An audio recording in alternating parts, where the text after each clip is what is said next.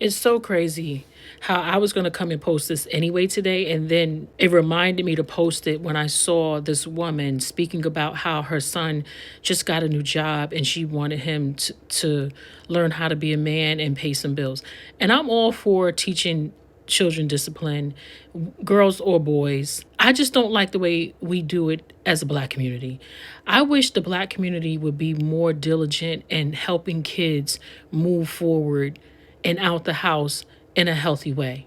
And what I mean by that is, it's all fine and well that she wants her son to pay bills, but what are you doing to help him be successful once he leaves your house? Because if he's helping you pay bills and he's not making that much working at Wendy's, what is he going to be saving for himself for when he leaves? I've told people about this life hack before when I first started doing it for my son, and I'm putting it back up again, especially for the people who have children that are between the ages of 15 and 17. My son just graduated from high school and his credit score is almost 800. And the reason why my son's credit score is almost 800 is because when he was 15, I think that's the earliest that one of the credit cards would allow me to put him on the cards. When he was 15, I added him to my credit cards. I've been trying to tell people to do this for years. And I don't know, either people are just not listening or they don't have the credit. But even if you don't have the credit, if you have someone that, you're cool with, that you trust, they trust you, ask them, can your kid be added to their credit? If for whatever reason they end up not doing the right thing and messing up their own credit, all they have to do is remove your child. It does not affect your child. It does not affect, when you add people to your trade lines, it does not affect the people that you add. If you have a credit card, right, and you have a $10,000 limit, you add people to that card to help build their credit, and you're paying the bill on time, you're going to keep building your credit and their credit. Now, if you decide not to pay that bill anymore, they're not going to be in the debt. You're going to be in the debt. What you do with your children is you don't give them a credit card. What you do is whatever cards you have them on, you pay bills that are not subjective, like the light bill, the cell phone bill, the water bill, any bill, grocery bills that you know that you would have to pay whether you paid it in cash or not. So you pay those bills off on time every month in full, or you make sure you're not late making those payments, and you will watch your own credit get better. But more importantly, when your child is old enough to check their credit, you'll see that the work that you did and making sure that your credit was in proper order, you help build your child's credit. So that is what I did for my son, and I continue to do. He's still on my credit card. So the goal is you add them to your credit cards until they have jobs where they can start applying for their own credit, and it'll make it easier for them to apply for their own credit. And once they get their own credit cards, you can slowly start to remove them from your credit cards, or you can keep them on, whatever you choose.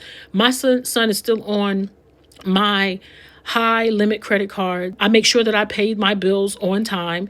And this is why his credit score is almost 800. I want to say before January, he will be beyond 800. I really encourage people to do that for their kids. So that's the one thing that I did for him. So when it's time for him to go buy a vehicle, he can walk into a dealership and he has a job. He has the credit score to walk into a dealership and get a car now. And some adults can't even do that right now.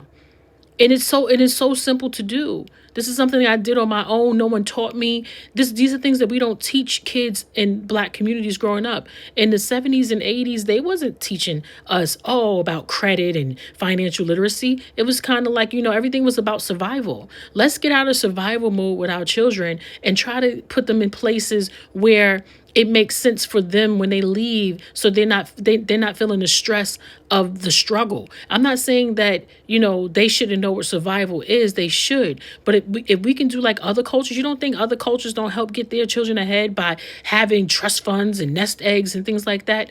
It's something so simple that does not hurt you at all to do. Now, as far as her telling her son she wants him to pay the bill, help pay the bills, I do that with my son too. At first, I let him in on what I was doing. Like, whatever money you give me for bills, it will be designated for that purpose. So once you say this money is for a bill, you cannot go back to the electric company and say, can I get that money back? So know that it's gone. So your savings is your savings, and any money you give me for bills, it will be for bills. But here's the caveat. This is what I do. So instead of me taking it and actually using his money to pay the bill, I put it into a high yield savings account and let it grow, and then figure out where I want to move it to beyond that when it gets to a certain amount, where I can move it, where I can increase even more.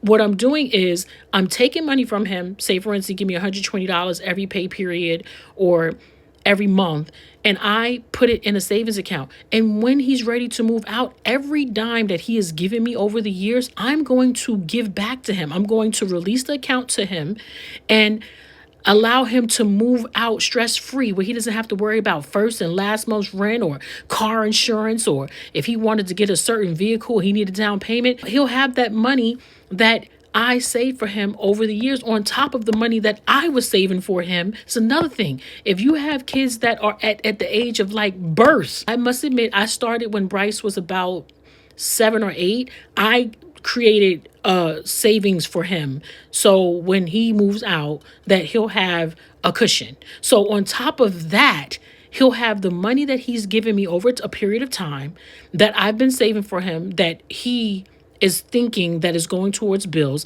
along with any money that he wants me to save from his check. I always tell him, save more than you spend right now. Like, I'm trying to teach you how to survive. I'm trying to teach you how to be ahead of the game. And if more of us did this culturally, I think that more children would not feel so stressed out when it comes to trying to survive out here with life. I'm not saying that it's going to make a kid be a millionaire overnight, but it sure takes the edge off. Try it. I just wish the woman who said that she's taking the money from her son, it's okay to make him feel responsible in paying a bill.